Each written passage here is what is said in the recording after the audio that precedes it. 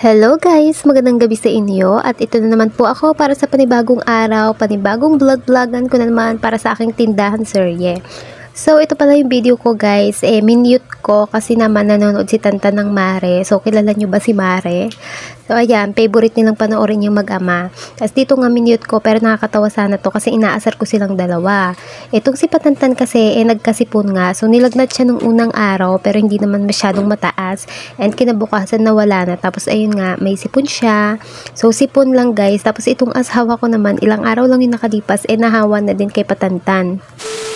Guys. So, ayun guys, maagang natulog si Patantan kasi hindi ko siya pinatulog ng tanghali. Kasi nalalaging gabi na matulog tapos anong oras na nagigising sa umaga. Gusto ko kasi mabalik ni Patantan yung dati niyang tulog kasi yung morning class yung schedule niya sa pasukan. So, kaya kailangan masanay ulit siya sa ganong tulog at saka maagang gising. Tapos nga pala guys, may nagpa-Gcash. So, si tatay, ano siya, regular customer na namin dito, lagi siya nagpapa-Gcash. So, laging barya yung Gcash niya guys. Agad 200. So, ganito siya magpa-Gcash guys. Laging 200 pesos or 100 pesos barya. Pero guys, yung pina-Gcash niya naman is 400 pesos. Tapos ito, 200 pesos yung coins. So, nakakatawa yun si tatay guys. Lagi mo sinasabi kapag magpapa-Gcash siya. So, okay lang ba na coins yung ipa-Gcash ko? So, ganun yun si tatay. Okay naman sa amin kasi basta pera. Basta pera. Mapapakinabangan yun guys. So, wala kami pinagsabihin kahit puro kayo sa lahat yan. Actually, madami pa doon sa picture. Puro sa kanila lang yun kay tatay. Tapos si nanay. So, si ate. O si kuya. Basta sila. May isa pang nagpapadikis sa amin. Minsan, puro baya din. Si ate o si nanay. Hindi kasi magaling katanda eh. Pag tatay ako yung tawag ko. Kasi yun si kuya. Tapos ayun si ate. Bariya din. Siguro magkasawa sila. Tapos yung naalala niyo sa isa kong vlog na bumibili na dumungaw na laging barya din yung pinandito niya. I think anak nila yun kasi minsan nakita ko sila dito sa nakatambay. Time check is it's 10:39 PM. So may ka-chat ako guys. May nag-chat sa akin na mami tungkol sa hydrocell. Wala naman masyadong bumibili ngayong gabi guys. So ayun nga, may nag-chat sa akin ng mami guys. Anak niya nasa province. Napansin ng mother niya na na lumalaki daw yung balls ng anak niya habang lumalaki din yung baby. So sabi nga daw ng mga doctor is hydrocell. Kasi kapag iniilawan ay maliwanag. So ayun guys, hydrocell nga yung ganun mga case na iniilawan niyo tapos maliwanag yung balls. Ano niya yung parang lobo, tapos inilawan niyo na may water, maliwanag lang din diba? So ganun yung hydrocell guys. Ang ulit-ulit naman sinasabi sa inyo sa mga nauna kong vlogging tungkol sa hydrocell. Alam niyo ba guys, nung ako napansin ko yung balls ng anak ko, walang naniniwala sa akin guys na hindi pantay, na kakaiba yung balls ng anak ko. So ako hindi nakapansin. 2 years old na siya noon. So lagi kong pinapatingin sa kuya ko kasi tatlo yung anak niya yung lalaki. So pinapatingin ko sa kuya ko. So sabi niya nga ganun daw talaga yung balls ng lalaki ng mga lalaki, hindi naman daw talaga pantay. So syempre ako, araw-araw ko nililiguan yung anak ko. Araw-araw ko nakikita yun, araw-araw ko nahawakan yung pag pinapaliguan ko siya. Syempre, mapapansin ko naman yun guys, diba kapag kakaiba. So ayun, hindi na ako mapalagay guys na napapansin ko nga lumalaki siya. Tapos ayun hanggang pinanong ko na din talaga yung asawa. Pinili ko na rin yung asawa ko that time na sabi ko, iba talaga ako yung balls ni Patantan. So check up na natin, ganyan. Kasi nga natatakot ako that time guys, baka loose. So ayun, nagpa-check up na namin hydrocell. So alam niyo ba sa mga taon na yun, na sinabi ng doktor na antayin siya mag 4 years old. Pero yun 2 years old talaga siya, di ba? Tapos antayin pa namin na mag 4 years old siya. So bali mga 2 years pa, di ba? Yung antayin namin. So ang tagal yun guys. Yung mga time na hindi na ako masyadong nag-aalala pero natatakot pa rin ako that time kasi every time na nakikita ko yung balls niya na lumalaki. So nakakatakot naman talaga tsaka nakaka-stress. Every night guys natupay kami niyan tapos nakaganon kami sa balls niya.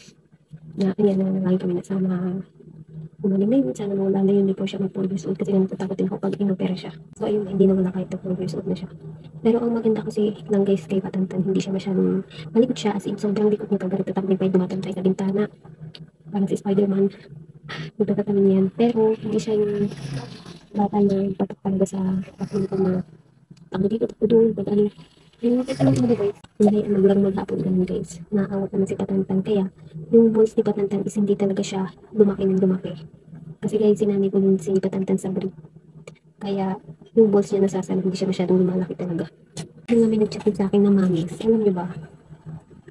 Dito sa nalipatan namin bahay, dito nga sa tindahan namin guys. Merong mami din dito na bumibili sa amin madalas. Okay na din namin ng tube ice. Tapos one time, nakita ko yung anak niya gabi yung naglalakad dito guys. Nakahubad. Tapos napansin ko nga na ang laki ng balls ng baby niya. So, nung una guys, kasi bago lipat lang naman kami dito, ayaw ko pa sana maging chismosa. Charis, ayaw ko sana pinipigilan ko yung sarili ko na kausapin or tanungin. Ganun, kasi baka sabihin niya chismosa ko naman ganun. Pero guys, siguro mga 2 days siya nakalipas nung bumili siya na sakto na wala akong ibang customer that time. So, biglang napigilan nagtanong na ako sa kanya. Sabi ko sa kanya, anak mo baka ako yung lumalakad dito, nakahubad, di malaki yung balls. So, hindi niya pa mag-gets muna. Sabi ko, malaki yung itlog. Sabi niya, ayaw uti, kasi may ano siya, kasi napansin ko, ang laki ng sa baby niya, ipapalobo. So, pinigyan ko siya ng tips kung paano niya makikita talaga kung useless yun or hydrocele. So, sabi ko nga sa kanya, yung anak ko kaka-opera noong February sa hydrocele. So, kung gusto mo ma-check ako, itry mo ilawan yung bones ni baby mo. Pag nagliwanag siya na parang lobo, na tubig yung laman, it means hydrocele yun. Tapos kung gusto mo rin naman malaman na kung mayroong gustos na rin yun, yung bones niya, yung may water, pigain, kasi tulak, papuson. Tapos pag may umubog na parang ugat, it means, ano na yun, loose. So, tinry niya, inilawan niya, compare na may tubig, tapos nung tinry niya nung itulak yung bones, eh, wala naman daw bumukit na parang ugat dun sa puso. So, it means wala siyang tusto. So, kahit gusto din sa baby niya. So, sabi ni Mama, chat niya. So, thank you daw sa information ng vlog ko kasi ano daw, nakampante siya. So, pag nakapanood yung video ko guys tungkol sa hydrocele, pa-share naman.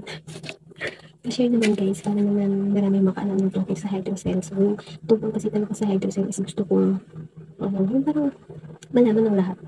Kasi maraming hindi nakakaalam talaga ng hydrocele. Kasi ako nung malaman ko din yung tungkol sa hydrocele, wala talaga akong ka-idea guys. Kaya kung may video ko o gusto mag-trending dito sa Facebook, ay yun yung hydrocele. Nagising ko asawa ko. Bakit di ka po natindog ng ano? Sarap alamin. Ng mahaba. Consistency is the key. Nasaan tayo? Bakit? Kasi ayaw mo na magpagising. Salabat ka? Do you want salabat? Konti lang. Nakakatala mo naman? May sipon siya guys. Nakawa siya ni Kapitan. So, nilaw ko yung asawa ko. May namila lang. Habang nagpe-prepare na ako ng salabat nitong aking asawa guys, siya muna yung naiwan dito sa harap para magbantay. Alam nyo ba guys, sa aming tatlo talaga, pag si Tantan nagkasipon, susunod na tong aking asawa, siya yung mas madaling dapuan talaga sa amin or mahawa ng sipon ni Patantan. Pagbalik ko nga dito sa harap guys, inabutan ko siya na nag-aayos ito mga soft drinks kasi may bumili yata ng alak. Tapos nakakatawa guys, kasi after niya dyan mag-ayos, lumabas siya dun sa may bandang labas. Ayan guys, nagtanaw-tanaw siya dyan sa labas kung marami pa bang tao dyan sa labas, kung meron pa bang bibili. Pagkabalik ka ng asawa ko dito sa loob guys, ay nag-set up agad ako ng video. So ayan guys, matawa ako dyan kasi before guys, doon sa dati naming bahay, maharot talaga kaming dalawa. So malambing kami sa isa't isa. So dito nga kasi sa aming bagong bahay, transparent nga yung mga dingding namin. So ayan guys, yung mga basta yung harap namin is transparent siya, kaya tanaw na tanaw kami dito sa loob. Kaya dito talaga iwas na iwas kami na maglapit talaga or magharutan guys, kasi nakakahiya pag may dumating na bigla na customer. Baka masabihan pa kami na ang tatanda na naghaharutan pa dito, tanaw na tanaw ng mga tao. Ganun. Kaya nag-iisip talaga ako ng panibagong ayos dito sa aming bahay guys, para hindi makikita yung loob tapos nakahiwalay itong tindahan. Para naman magkaroon din kami ng bebe time nitong asawa ko, Charis. After nga namin magmuni-muni guys, bumalik na ako dito sa tindahan para mag-ayos at magsulat ng mga kailangan pang bilhin dito sa aming tindahan.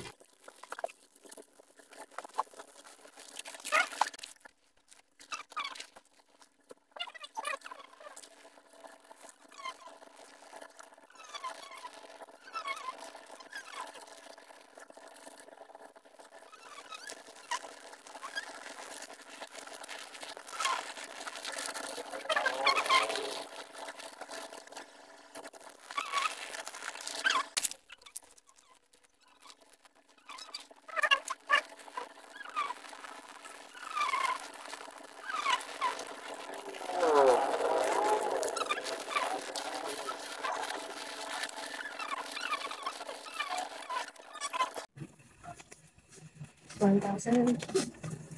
$2,100. Kaya naman lang, ma. Ito yung maganda kapag may tindahan ka kasi nagkakaroon ka ng cash na money. Kaysa dun sa pautang, magkakapera ka naman. Depende kung kailan sila magbabayad. Tapos pag di sila nagbayad, kasama pag stress. Puro pautang, stress ka na, high blood ka pa. Nahihiya ka pang maningil. Akala ko noon nakakahiya ang mangutang. Mas nakakahiya pa ang maningil.